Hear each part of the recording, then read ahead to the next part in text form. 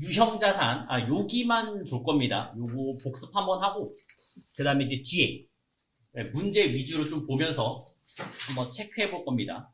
유형자산. 일단 이것부터 생각해 보죠. 재고자산은 목적이 뭐예요? 판매 생산. 유형자산은요? 사용. 사용이라고 보시면 되겠습니다. 사용. 1년 이상 쓸 거를 목적으로 가지고 있는 게 유형자산 되겠어요. 그래서 취득 시 모든 부대 비용 다 더하시면 되겠고요. 그 다음에 회계 처리가 케이스가 상당히 많았습니다. 먼저 내가 이제 토지 건물을 같이 샀어요. 저는 이 건물 필요 없죠? 철거. 이 철거비 어떻게 됐어요? 토지의 가산 해주시면 되겠고요. 그 다음에 이제 증축이라고 보시면 되겠습니다. 사용 중인 기존의 건물을 저희가 이제 증축할 목적으로 철거를 할 거예요. 그럼 이제 공식이 나와야 되죠. 첫 번째는 취득원가를 대변에 써주시고, 그래서 나중에 나오면 여기가 꼭 건물을 말고 뭐 기기장치, 차량망고 이런 게 나올 수 있습니다. 그 다음에 여태까지 썼죠? 그래서 차변자리는 감가상각 무게를 쓰시면 되고요. 그 다음에 누구한테 팔았으면 받은 돈 있겠죠? 이럴 때 이제 어음 받더라도 어떤 계정이요? 미수급. 네, 그런 거 조심하시고요. 그 다음에 유형자산 처분 손실, 유형자 처분이 이렇게 공식 요거는 잘 알아두셔야 됩니다. 현물 출자 뜻이 뭐였어요? 토지 건물을 사는데 돈 있어요? 없습니다. 네, 돈이 없고 주식을 발행하면서 사는 목적이 되겠죠. 지금 기계를 사고 있고요. 주식을 발행했잖아요. 공식은요? 주식수 곱하기 액면가. 주식수 곱하기 액면가로 봐주시면 되겠죠. 금액을 보시면 1000만원짜리 기계 사는데 제가 주식수 곱하기 액면가 한 건 700만원이었습니다. 살 수 있어요? 이따 했었죠? 왜냐면 시가는 더 비쌀 수 있으니까. 그러면서 이제 주식 발행 초과금 쓰시면 되겠고, 만약에 손해 났으면 주식 할인 발행 차금 이런 계정을 쓰시면 되겠습니다. 나중에 다시 나올 겁니다. 요거는. 자, 근데 요번에는 기계장치의 공정가를 몰라요. 그러면 이 기계장치의 가격은 얼마예요? 만약에 모를 때 주식수 곱하기 시가 요걸로 봐주시면 되겠죠. 그게 이제 기계장치의 가격이 되는 거고요. 그 다음에 케이스 4번에서는 증여 무상 취득. 우리가 대표자한테 건물, 토지 같은 거를 그냥 무상으로 받았죠? 계정 이름? 자산 수준이 쓰시면 되겠습니다. 그럼 대표자가 처음 샀을 때 그 가격이 중요해요? 아니죠. 지금 가격이 중요하죠. 시가가 중요하겠습니다. 그 다음에 5번째는 국공채 구입. 불가피하게 어쩔 수 없이 사는 얘기가 되겠습니다. 현재 가치는 20만원. 제가 20만원 주 샀는데 찾아봤어요. 궁금해서. 16만원이었습니다. 알고 보니까. 그럼 4만원의 차이는 어떻게 해요? 취득원가에 가산하시면 되겠죠? 네, 요거는 다 차량 운반고로만 나올 거예요. 그것만 보시면 되겠고. 그 다음에 케이스 6번에서는 교환 취득이 있겠습니다. 서로 바꾼다는 얘기죠. 동종이냐 이종이냐 이것만 나누시면 되겠죠? 동종일 때는 유형자산 처분 손이 생겨요? 안 생기죠? 그 이유가 뭐예요? 내 것의 장부가. 내 것의 장부가로 바꾸기 때문에. 그럼 장부가가 뭐였어요? 취득원가에서 감루 뺀 게 장부가였잖아요. 내 장부에 써져 있는 가격. 그걸로 교환되기 때문에 안 생기겠고요. 그 다음에 이종일 때는 내 것의 시가로 바꾸기 때문에 유형자산 처분 손익이 생긴다 했습니다.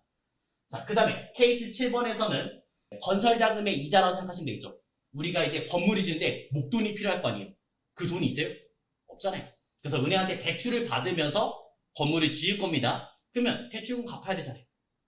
자본화라고 항상 단어가 나올 겁니다. 그럼 차변의 계정이는 건설 중인 자산 쓰시면 되겠고, 그 다음에 나중에 이 건물이 완성되면 건설 중인 자산이 대변에 없어지겠죠?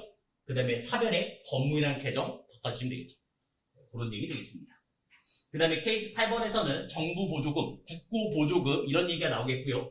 여기에서는 그냥 차감적 계정, 감가상각 한다. 그 다음에 케이스 9번에서는 일괄 취득, 토지 건물을 한 번에 샀을 때. 그렇기 때문에 가격을 정확하게 모르는 거예요. 어떻게 했어요? 금액을 안분 계산했죠? 공정가치를 지금 1대2잖아요. 8천만원, 1억 6천이니까 1대2. 그거를 나눠서 금액을 나누시면 되겠습니다. 요게 이제 회계처리 유형되겠어요. 유형자산 취득 후 지출. 그 뜻은 뭐였어요, 이제? 내가 물건을 샀잖아요. 근데 그게 천년만년 쓸 수 있어요? 아니죠. 고장나겠죠. 그래서 자본적 지출이 있었고요. 수익적 지출이 있었습니다. 자본적 지출은 어떻게 했어요? 자산의 가치가 증가하는 얘기.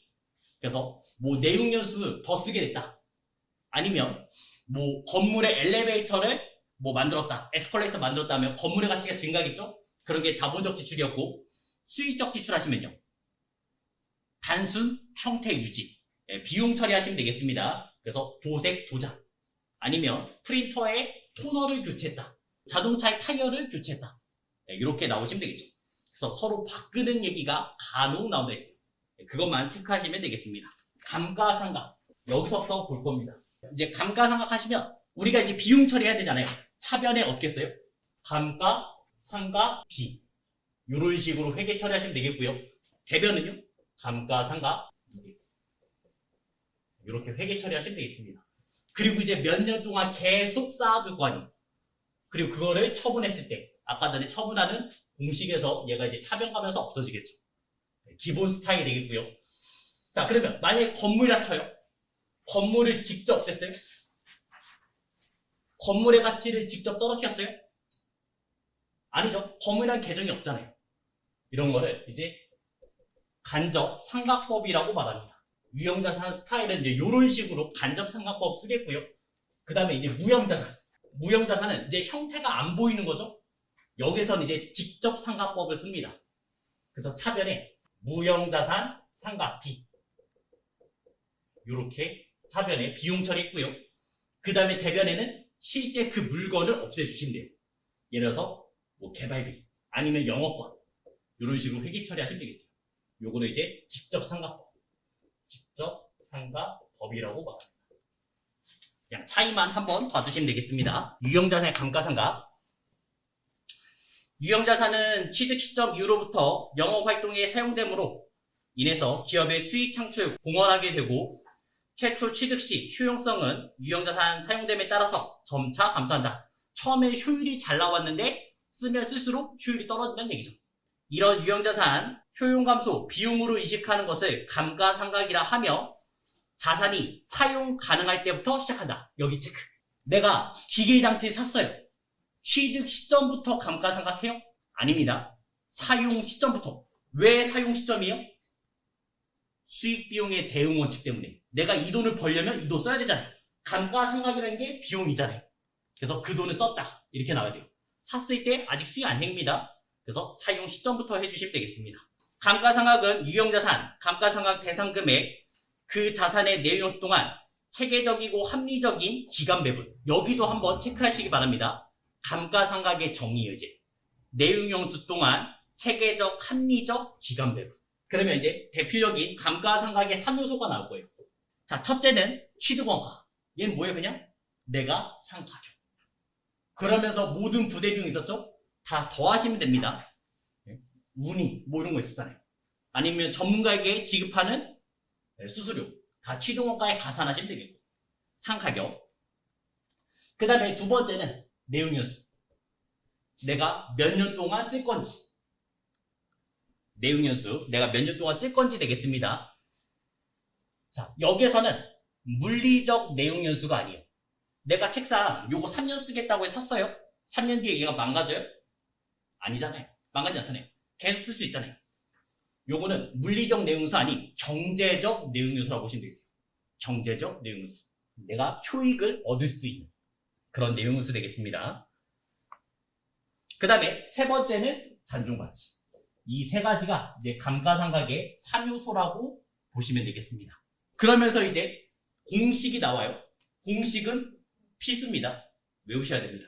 정액법, 정률법, 이중체감법, 연수학계법, 생산량 비례법. 그 5가지가 있죠. 근데 그 중에서는 딱 3개. 정액법, 정률법, 그 다음에 연수학계법. 이 3가지는 꼭 체크를 한번 해주셔야 됩니다. 이 정액법이라는 얘기는 감가상각을 할 때 일정, 똑같이 감가상각 하는 방법이에요. 예를 들어서 1000만원짜리 차가 있어요. 제가 5년 탈 거예요. 잔존가치는 없다고 가정하고요. 그러면 1년에 얼마씩 감가상각하면 돼요? 200만원씩. 매년 똑같이 감가상각 하는 방법이 정액법 되겠습니다. 자, 얘의 공식은 취득 원가에서 빼기 잔존가치를 빼주시면 되겠고, 그 다음에 그거를 이제 내용연수로 나눠주시면 되겠습니다. 잔존가치가 뭐였어요? 내가 이제 내용연수 다 썼잖아요. 그 시점에 팔았을 때 얻을 수 있는 돈. 잔존가치 되겠습니다. 그래서 정액법 공식 하나만 잘 기억하시면 감가상각의 3요소가 다 들어가 있어요. 취등원가, 그 다음 내용연수, 잔존가치 다 있죠? 확실하게 기억해 주셔야 됩니다. 그 다음에 두 번째, 정률법 되겠습니다. 정률법은 초기에 감가상각을 제일 많이 해요. 예를 들어서 1000만 원짜리 아까 차였죠? 그러면 1년 지나면 거의 그 차의 가치는 600만 원이에요. 한 40% 정도를 깎아버렸다고 생각하시면 되겠어요. 초반에 감가상각 제일 많이 하는 방법 되겠습니다. 얘 공식은 취득 원가에서 감가상각 무게를 빼주시면 되겠고요. 그 다음에 거기다가 이제 상각률을 곱해 주시면 되겠습니다. 내가 만약에 올해 처음 샀다. 감루가 있겠어요? 올해 샀으면? 없겠죠. 0이겠죠. 그 다음에 상각률은 보통 0.45 정도 됩니다. 0.45. 그래서 초반에 가치를 제일 많이 깎는 방식이에요. 세 번째는 이름이 연수합계법 되겠습니다. 이 연수합계법은 말 그대로 내용연수의 합계 계산한 방식이에요. 이 정액법이 편하긴 편해요. 근데 정확하지 않잖아요. 그거를 조금 더 정확하게 만들려고 나왔어요. 그래서 공식 자체가 정액법이랑 비슷합니다. 취득 원가에서 빼기 잔존가치 빼주시면 되겠고요. 그 다음에 연수의 합계죠. 그래서 분모 자리가 내용연수의 합 5년짜리라면 5, 4, 3, 2, 1 5년짜리라면 5, 4, 3, 2 내용연수의 합계가 되는 거예요. 이렇게 가시면 되겠고 그 다음에 이제 분자 자리는 자녀 내용연수 그래서 역순으로 가시면 돼요. 만약 올해 처음 샀다? 그럼 5 그 다음에는 4 그 다음에는 3 뒤에서부터 이제 거꾸로 카운팅 되면서 떨어지겠습니다. 자녀 내용연수 그래서 역순으로 떨어지시면 되겠습니다. 이제 이런 것도 나옵니다. 초반에 감가상각 제일 많이 하는 게 누구요? 정률법이 초반에 감가상각 제일 많이 하겠고요. 그 다음에 제일 적게 하는 게 정액법. 그 다음 나머지가 들어가시면 되겠죠. 연 감가상각비 계산 시 월할 상각이 원칙이다. 지금 하는 거는 다 1년 기준으로 하고 있어요. 1년 기준. 근데 내가 만약에 10월 달에 샀어요. 10월 뭐 한 15일에 샀습니다. 그러면 10, 11, 12 3개월치만 감가상각 하면 되는 거예요. 월할 상각. 나눠서 가시면 돼요. 만약에 10월 달에 이틀만 썼다. 그래도 한 달치 쳐버립니다. 그래서 1월 미만은 1월로 보겠다. 먼저 1번, 2번. 자, 난이도 하에 1번, 2번 해보셨나요? 자, 1번. 유형자산에 대한 지출 내역이다. 자본적 지출로 처리해야 할 금액은 얼마냐 물어봤습니다. 건물의 냉난방장치. 맞네? 맞죠? 네, 자본적 지출 맞죠? 그 다음에 회사 전체 복사기에 토너 교체했대요. 얘는 뭐예요? 수익적 지출. 네, 수익적 지출. 비용 처리해 주시면 되겠고요. 그 다음에 건물 외벽에 페인트 칠했대요. 뭐예요? 이게 도색 도장이잖아요. 그래서 수익적 지출이 되는 거고요. 그 다음에 5년째 운행 중인 화물차에 엔진과 주요 부품을 갈았어요. 그랬더니 내용연수가 더 증가했죠? 뭐예요? 자본적 지출. 네, 이렇게 찾아주시면 되겠습니다. 3번 되겠습니다. 자, 2번에서는 지금 감가상각이 나왔고요. 내용연수 5년, 잔존가 0, 그 다음에 취득가는 1000만원. 취득세 포함을 시키나요? 포함시켜죠. 취등록세 한 번 내고 끝이죠? 그런 건 다 가사라 했었죠. 근데 매년 내는 건요? 그런 거는 비용 처리, 세금과 공가로 처리하시면 되겠죠. 자, 그래서 1020만원 되겠고요. 그 옆에 있는 자동차 보험료는 매년 낼 거 아니에요. 얘는 들어올 수가 없습니다. 지금 수익적 지출 10만원 있죠? 이것도 들어올 수가 없고요. 그러면 1020만원. 아까 전에 이제 정액법에서 1020만원 공시가입니다. 잔존가치는 얼마라고요? 0. 그 다음 몇 년이요? 5년. 계산하시면 되죠. 204만원. 2번 되겠습니다. 자, 그 다음에 세 번째. 다음 중 감가상각 대상 자산에 해당되지 않는 것은 토지죠. 감가상각 안 하는 게 3개 있었다 했잖아요. 토지, 건설 중인 자산, 또 회계죠. 그 3가지는 안 한다 했습니다. 그래서 3번에 3번 되겠고요. 자, 그 다음에 4번에서는 감가상각의 3요소 물어봤네요. 그러면 정액법 공식을 생각하면 된다고요. 취득원가, 잔존가치, 내용연수 다 필요하죠? 감루는 필요가 없습니다. 그래서 4번에 2번, 5, 6, 7 셋 다 해보세요. 토지, 건물, 구축물, 기기장치, 유형자산 속하는 거 맞죠? 그 다음에 유형자산은 1년을 초과해서 사용할 것으로 예상된 자산 맞죠? 그 다음에 유형자산 자체적으로 사용할 목적으로 보유하는 물리의 형태가 없는? 있는. 형태가 있어야죠. 형태가 없으면 뭐겠어요?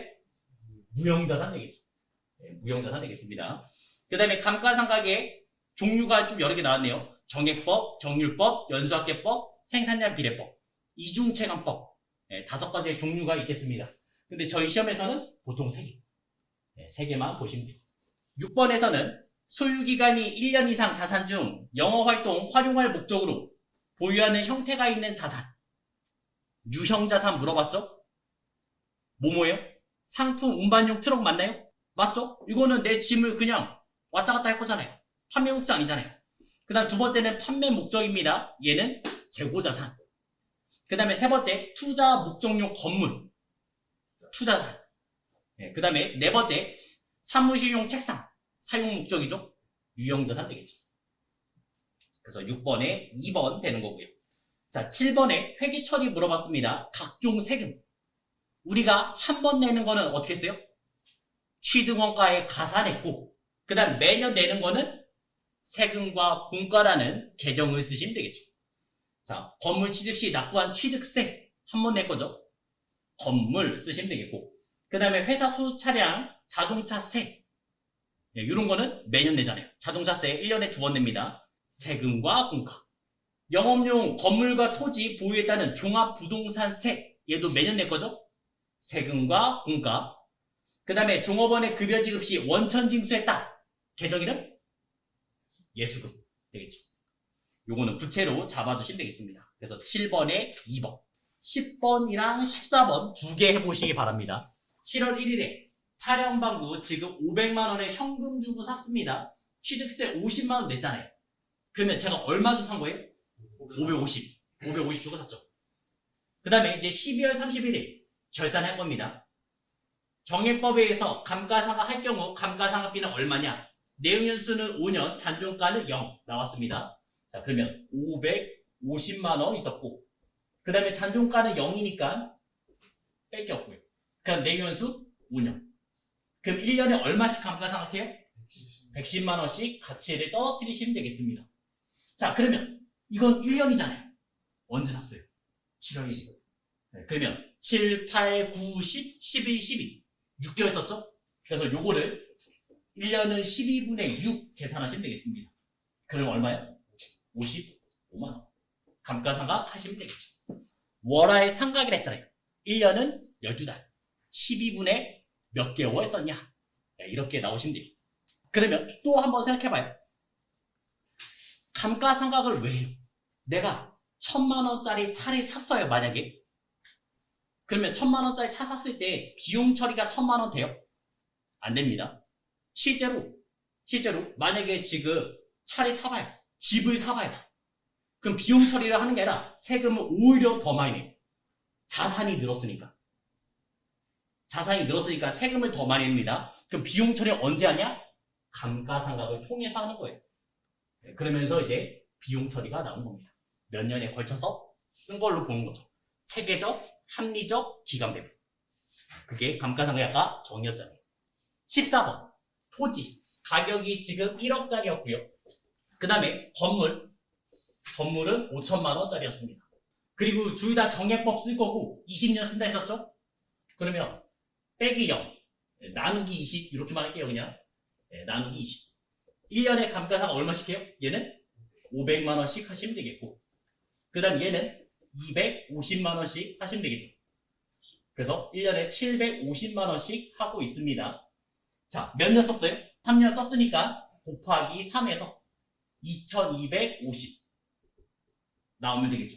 그래서 4번 하면 T였죠. 왜 T였어요? 틀리니. 토지 감가상을 해요? 안 하잖아요. 감가상 안 하는 게 토지, 건설주기 자산, 폐기 예정 안 하잖아요.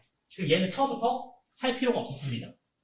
그러면 감가상각 B는 250이 되는 거고, 그 다음에 감가상각 누계는 750이 되는 거죠. 이런 식으로 이제 함정을 파줄 수가 있다는 얘기죠. 이 건물, 부분 재무상태표를 한번 봐볼게요.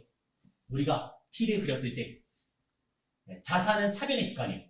건물, 현재 5천만 원 이렇게 써져 있는 모습이. 그리고 이거 바로 아래 뭐 써 있다고요? 감가상각 누계 써져 있죠. 저희가 이제 저번 시간에 그 실습했을 때 바로 다음 번 이런 식으로 나온 겁니다. 얘가 202번이면 얘는 203번. 그래서 일일이 검색을 안 하셔도 괜찮아요. 대손충당금 이런 것도 마찬가지로 다음 번호가 되겠고요. 그리고 지금 감루가 얼마예요? 3년 썼을 때 750만 원. 이렇게 써져 있는 거고요. 획에서 가로의 의미는 뭐였어요? 빼기. 네, 삼각형도 빼기. 차감적이라는 뜻이 되겠고요. 그럼 이 건물의 장부가. 장부가는 4,250 되겠죠. 그래서 저희가 재무상태를 보면 다 나와요. 이 가격은 취득 원가가 되는 거고, 내가 샀을 때 가격 5천만 원이고, 그 다음에 감가상 누계 750 있고, 그 다음에 4,250 얘는 뭐예요? 장부가가 되는 거죠. 그 세 가지의 가격을 다 알 수가 있습니다. 우리가 나중에 팔았을 때 공시 있잖아요. 취득원가, 감루, 받을 돈 이런 게 되는 거죠. 그 장부가보다 비싸게 팔았으면 이득이 되는 거고, 유형자산 처분 이득이 되는 거고, 그 장부가보다 싸게 팔았으면 손해가 되겠죠? 유형자산 처분 손실. 이렇게 나오는 모습이 되겠습니다. 그 다음 16번 공식. 정액법의 공식은 매년 똑같이 감가상을 하는 거예요. 저희가 핸드폰 요금 정액제 있잖아요. 그걸 생각하시면 되겠습니다. 공식은 취득원가에서 뭘 빼요? 잔존가치를 빼고 내용연수로 나누시면 되겠죠. 그 다음에 정률법 공식은요? 취득원가에서 뭘 빼요? 감가상각 누계. 그 다음에 곱하기 상각률. 그 상각률은 줄 겁니다. 그 다음에 연수합계법은 말 그대로 내용연수 합계예요. 그래서 뭐랑 비슷해요? 정액법이랑 비슷했죠? 취득원가에서 뭘 뺐어요? 잔존가치 빼버렸고, 그 다음에 분모는 누구였어요? 내용연수 합계. 그래서 5, 4, 3, 2, 1 이렇게 가시면 되겠고, 그럼 분자 자리는요? 역순으로. 그래서 5, 그 다음에는 4, 그 다음에는 3. 네, 이런 식으로 오시면 되겠습니다. 이 세 가지의 공식은 꼭 체크를 해주셔야 됩니다. 자, 그거 말고도 두 개가 더 있죠? 이중체감법. 네, 요 이중체감법 뭐냐면, 아까 전에 정액법에서 조금 더 정확하게 나온 게 연수합계였잖아요. 그러면 정률도 있어요. 정률법. 말 그대로 이중체감이에요. 그 가치를 2배. 그래서 곱하기 2가 됩니다.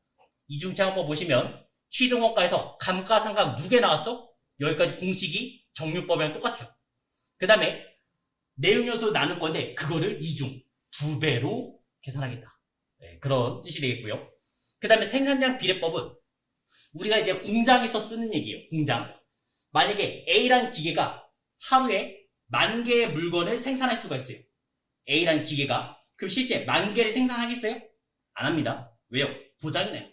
기계를 너무 과도하게 돌리면 고장이 나요. 그래서 그것보다 적게. 네, 적게 만들 겁니다. 자, 그래서 생산량 비례법 보시면 취득원가에서 잔존가치 빼버렸죠? 그 다음 분모가 뭐예요?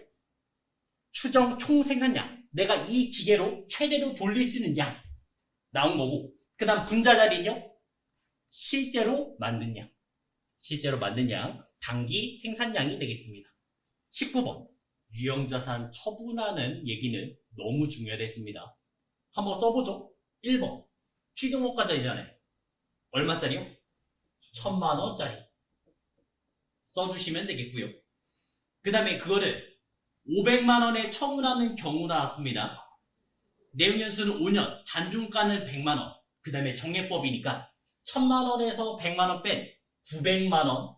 내용연수 5년 나누시면 되죠. 그럼 1년에 감가상각 얼마씩 해요? 180만 원씩 해주시면 되겠습니다. 그럼 저희가 이제 감을 써야 될 거 아니에요? 몇 년 썼어요? 그거를 이제 판단하면서 보시면 되겠죠. 감가상각은 이제 12월 30일 1년에 한 번 해주시면 돼요. 그래서 12월 30일 하고 그 다음에 하고 두 번 썼다는 얘기죠. 그래서 360만 원 넣어주시면 되겠습니다. 연도만 체크하시면 되겠어요. 자, 얘를 얼마에 팔았다고요? 지금 500만 원 팔았습니다. 그래서 현금 500만 원 받았다고 가정하시면 되겠고, 그럼 이제 차대변 비교하시면 되잖아요. 차변에는 860, 대변에는 1000만 원. 우리는 항상 맞춰야 되죠? 차변에 얼마 부족해요? 140만 원 부족하죠. 손해요, 이익이요? 손해, 비용절이니까. 유형자산, 처분, 손실 140만 원. 이런 식으로 계산되는 겁니다. 2번, 3번, 5번 한번 해보시고요. 공장에서 사용하려 취득한 트럭의 취득세 10만 원과 업무에 사용하는 지금 본사 영업부 승용차 자동차세 6만 원 현금 납부했대요. 자, 그러면 하나는 공장이고 하나는 본사죠? 그러면 취득세는 뭐로 가시면 돼요? 취등원가에 가산해야 되죠. 그래서 계정에는 차량 운반금 10만 원 넣어주시면 되겠고요. 그 다음에 6만 원요. 자동차 세잖아요. 매년 내잖아요. 계정에는 세금과 세금과 분과 이렇게 회계 처리하시면 되겠죠. 요거는 6만 원 되겠습니다. 그리고 이거를 다 현금 16만 원 납부했다. 이렇게 하시면 되죠. 그러면 또 물어보죠. 이 세금과 공가 500번대요? 800번대요? 800번대. 본사니까. 네, 제조는 500번대 쓰면 되겠고 그거 외에는 다 800번대 잡으시면 되겠습니다. 네, 이렇게 구별하는 게 제일 쉬워요. 자, 그 다음에 세 번째 문제는 12월 31일 단기 본사 건물 감가상각비 250만 원이었다. 비용 처리하는 얘기죠? 그럼 차배는 뭐요? 감가상각비. 감가상각비 250만 원 써달라는 얘기고요. 그럼 대변은요? 감가상각 누계 250만 원. 그리고 요런 회계 처리는 12월 31일 일반 조표 12월 31일에 하시면 되겠고 그냥 나중에 실무에서는 더 쉽게 할 수 있어요. 자동 결산도 할 수 있습니다. 그건 조금 더 뒤에 다시 얘기할게요. 자, 그 다음에 5번에서는 상품 배송에 사용하는 트럭 지금 500만 원짜리죠? 자, 그러면 우리 공식이 나오죠. 대변에 취등가 그러니까 계정이름 차량 운반금 500만 원짜리였고요. 그 다음에 차변에는 감가상각 누계 480만 원 되겠습니다. 요거를 지금 폐차하고 있는 모습이죠. 그러면서 고철가 10만 원 받았죠? 차변이에요, 대변이에요? 받았으니까 차변. 네, 차변에 현금 10만 원 받았고 이제 차대변을 비교하시면 되겠죠. 차변에 10만 원 부족하니까 뭐예요? 손실. 유형자산, 처분, 손실. 10만 원 이렇게 회계 처리 하시면 되겠습니다. 6번 업무용 차량 휘발유 대금 15만 원 현금 지급했대요. 차에다가 기름 넣은 거죠? 그럼 계정 이름 차량 유지비 쓰시면 되겠습니다. 15만 원. 처음 보는 계정이니까 한번 써줬고요. 그 다음 이거를 현금으로 15만 원 나오시면 되겠고요. 그래서 차량 유지비 하시면 보통 우리가 이제 기름 넣은 것도 들어가겠고 그 다음에 주차도 들어가겠고요. 그 다음에 자동차 고장났으면 수리하겠죠? 그때도 차량 유지비. 그거 외에는 거의 다 수선비로 쓰시면 돼요. 기계가 고장나서 고쳤다? 수선비 쓰시면 되는데 자동차에 관련된 건 다 차량 유지비. 네, 넣어주시면 됩니다. 나중에 한번 정리할게요. 차량 유지비는 기름 아니면 주차. 그 다음에 차를 고치는 비용들 가주시면 되죠. 그러다가 이제 차의 가치가 증가했어요. 내용유수가 증가했어요. 그러면 차변에 뭐 쓰면 돼요? 차의 내용유수가 증가했으면 엔진을 갈았더니 차를 2년 더 쓸 수 있게 됐어요. 그러면 차량 망부. 자본적 지출이 되는 거죠. 자, 18번. 공장 건물을 신축하기 위해서 외부로부터 토지를 샀습니다. 5천만 원에 샀어요. 그럼 처음에 토지 5천만 원 이렇게 써놨을 거 아니에요. 그 다음 뭐 현금 주고 간단하게 샀다고 보고. 원래 토지라는 유형자산 쓰시면 사용 목적이잖아요. 근데 이 토지를 어떻게 써요? 안 썼죠?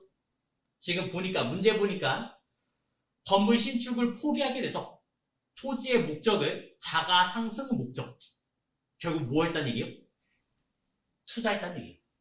그럼 이제 토지를 없애주시면 되겠습니다. 토지를 없앤 다음에 어떤 계정 쓰시면 돼요? 그때 쓰는 게 이제 투자 부동산. 그러면서 이제 대변에 토지는 날리시면 되겠죠. 사용 목적이었으면 토지였고요. 사용 목적이 아니면 그때는 투자 부동산 가시면 돼요.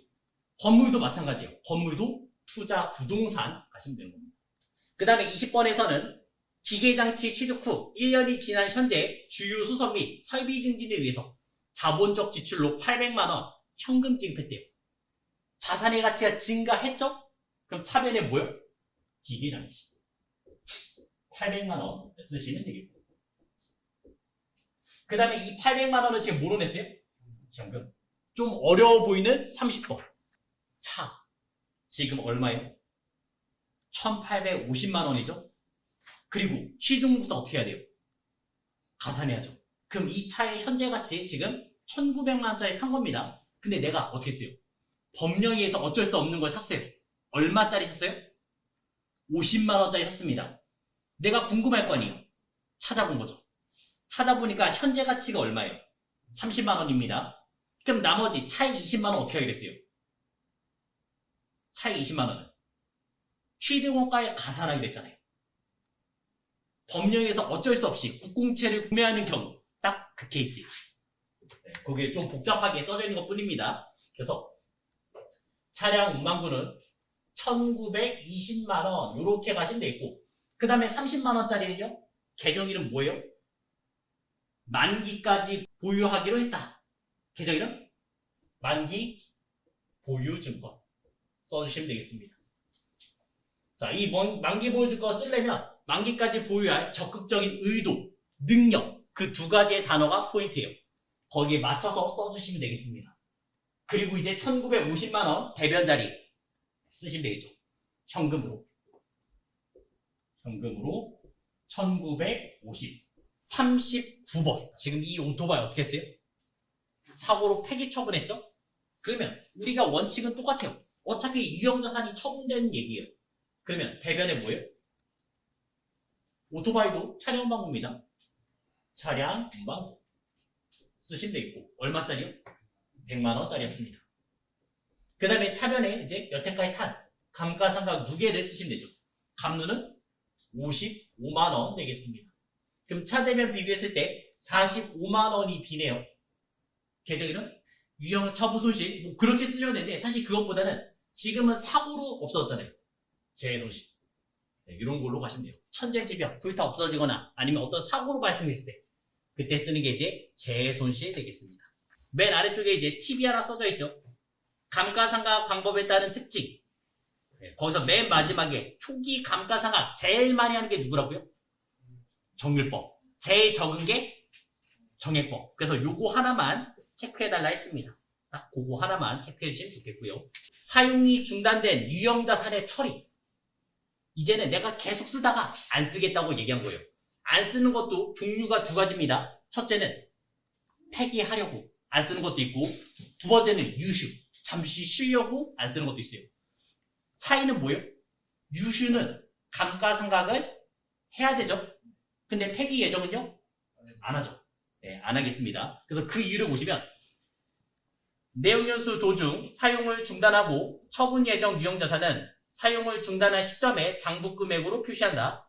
이러한 자산에 대해서는 투자자산으로 바뀌는 거예요. 이제 투자자산으로 재분류하고 감가상각을 하지 않으며 손상 차손, 발생 여부, 매 보고기간 말 검토한다. 내용연수 도중 사용을 중단했으나 장래 다시 쓰려면 그때는 감가상각을 하시면 되겠습니다. 그 감가상각은 영업의 비용으로 처리해 주시면 되겠습니다. 원래 감가상각비 있잖아요. 그게 뭐 800번대, 500번대 뭐 이런 식으로 나올 텐데 영업의 비용으로 처리해 주시면 되겠습니다. 자, 그러면서 이제 97페이지 여기 부분은 조금 어렵습니다. 시험에서는 거의 안 나와요. 그냥 참고만 해주시면 되겠습니다. 일단 저희가 들어본 얘기는 이거예요. 감가상각비는 이제 뭔지 알겠어요. 가치를 떨어뜨리는 얘기가 감가상각비고요. 그 다음에 방금 전에 보셨던 거에서 모르는 단어가 하나 있을 거예요. 손상차손.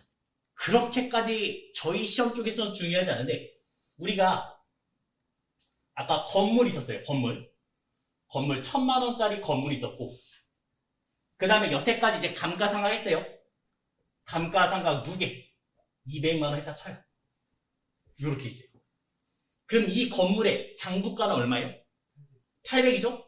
근데 그 해는 지진이 너무 크게 일어났어요. 그래서 이 건물에 막 벽에 금 가고 난리 났어요.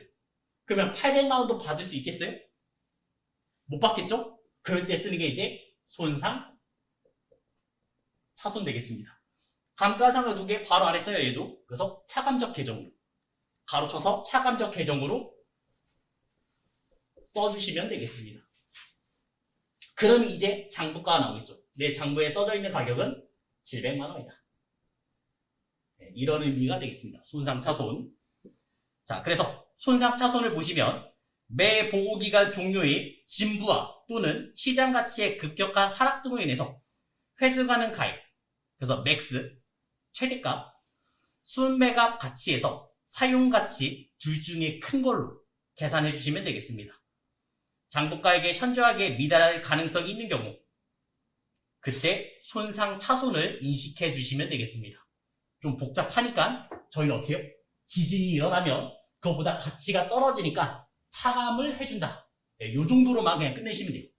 자, 그 다음에 그 아래쪽에 보시면 유형자산 인식 이후 측정 두 가지가 나옵니다. 이 두 가지는 첫 번째는 원가 모형이 있고 그 다음에 두 번째는 재평가 모형. 저희 시험에서는 거의 안 나와요. 최근에 한 번 내긴 했어요.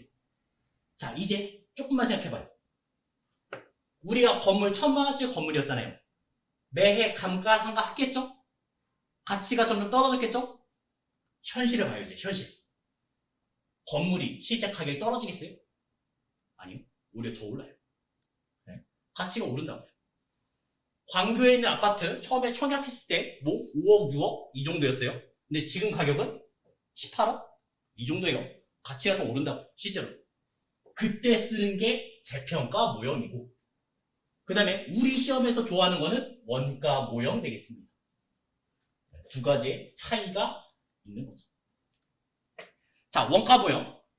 유형자산, 취득원가에서 감가상각 누계, 손상차손 누계, 차감한 미상각 잔액 장부에 기록하는 방법이다. 여태까지 쓰는 거랑 똑같다고요. 아까 감가상각 누계랑 손상차손 이 두 개 뺏어간다고요. 근데 손상차손 아직 생각하지 마요. 그냥 감루 빼서 가치를 계속 떨어뜨리는 그런 모습. 그게 원가 모형 되겠습니다. 우리 시험에서는 얘예요. 원가 모형.